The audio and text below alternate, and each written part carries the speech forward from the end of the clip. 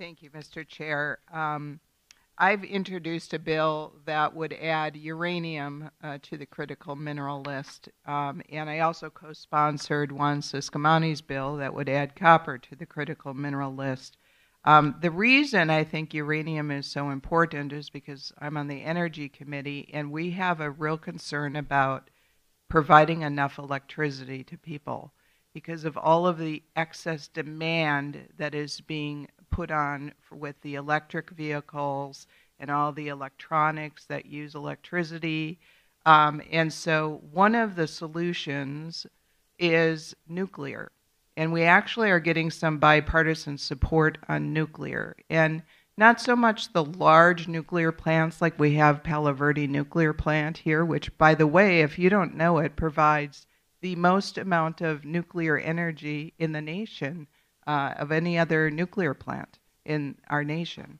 But it's called modular nuclear, so they're smaller, and they need uranium.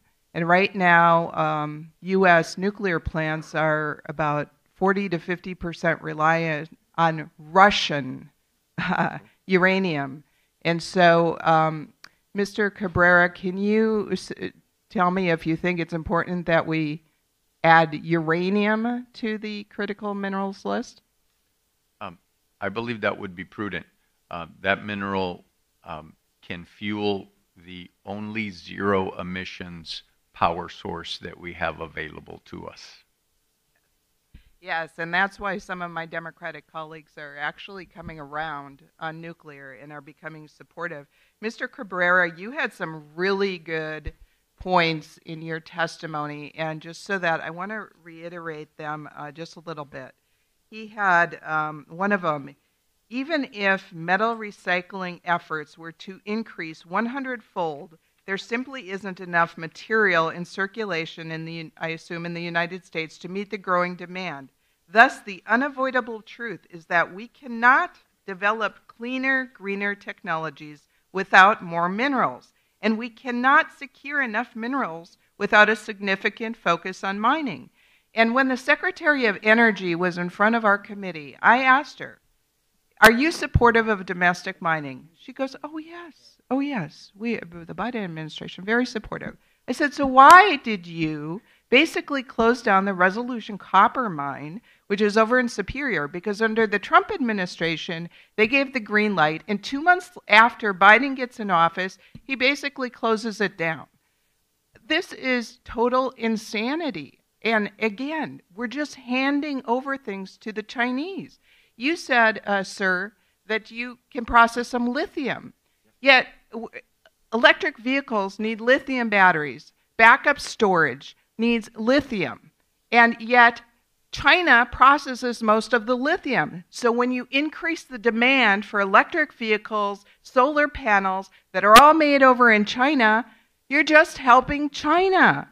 And so you have to open up our markets. And that's why us Republicans are trying to do permitting reform, because compared to other countries, it takes us way too long to start these mines, to start energy projects, to start pipelines, to start anything, quite frankly. And we have to mine in the United States.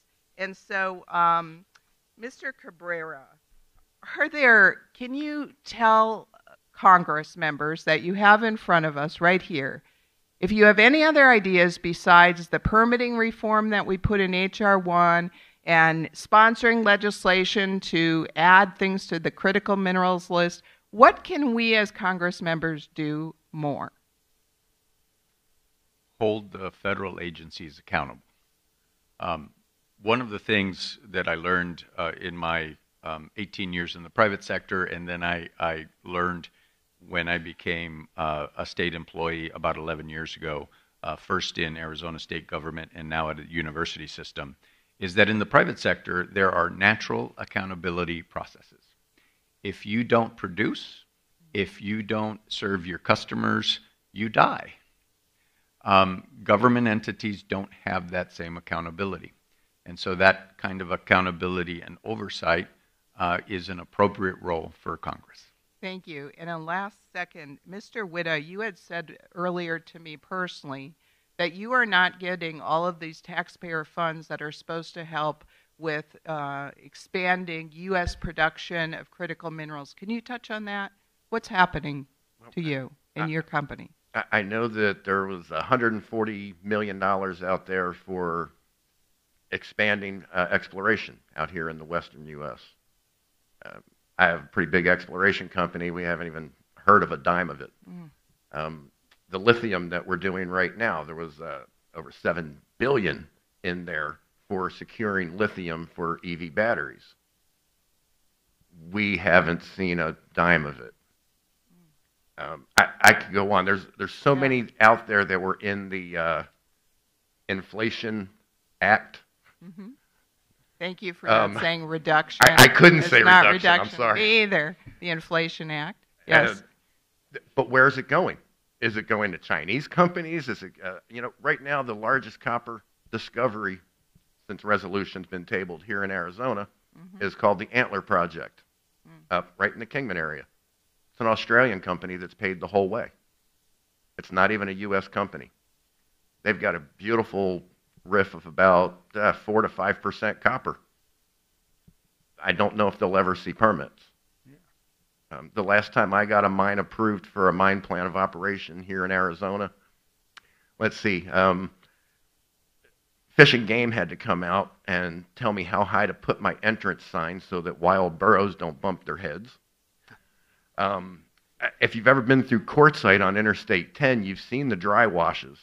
Well, mine was declared a commercially navigable wash by the Army Corps of Engineers. And I explained to Billy that even if you were in a canoe in the biggest monsoon of the year, it wouldn't move unless you were hooked to the back of my Jeep. And it wasn't a navigable wash, it was a commercially navigable wash. So what that really meant was another $75,000 permit to Army Corps. Arizona Game and Fish needed an extra $50,000 so that the burros won't bump their heads. We were in over $3 million to get a set of permits for a small operation here in Arizona. And thank you, Paul, for helping me get that one through.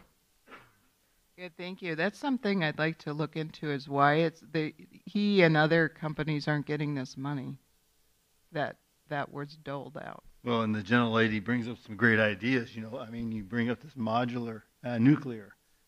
Folks, modular nuclear, we've been doing it for